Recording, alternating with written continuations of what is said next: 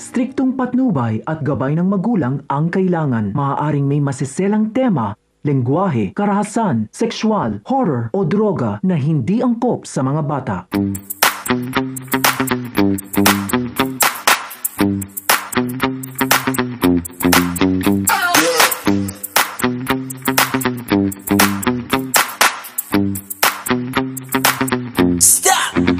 Naririto ang mga kabang-abang na mga bagong tagpo sa FPJ Batang Quiapo. Maagang pumunta si Mando sa burol ni Lolo Noy at dito nga ay magpapanggite sila ni Tanggol. Masinsinan nga silang makakapag-usap at dito magpapaliwanag si Tanggol na hindi niya sinasadya ang nagawa niyang pagbaril sa ama na si Rigor. Mabuti na lamang nga at naiintindihan ni Mando ang pinanggagalingan ni Tanggol at alam naman nitong mabait talagang tao ang binata. Samantala, wala naman ng malay nang matagpuan ni Ramon si David sa mansyon ng may lumusab umanong mga kalaban ayon kay Olga. Labis naman na nagtaka si Ramon kung bakit hindi man lang niya nagawang proteksyonan ang anak niya.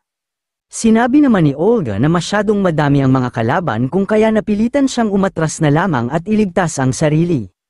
Hindi naman na naniniwala si Ramon sa mga sinasabi ni Olga dahil masyado na ngang madami ang nangyayaring masama at alam nitong si Olga lang ang maaaring gumawa nito.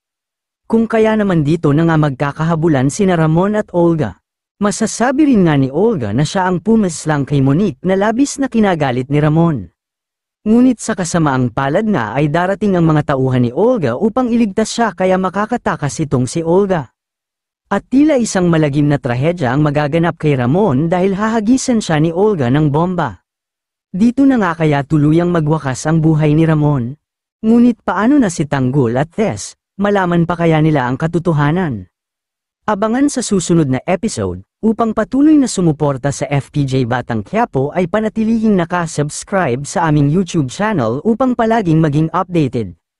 Maraming salamat sa patuloy na pagsubaybay at panunood.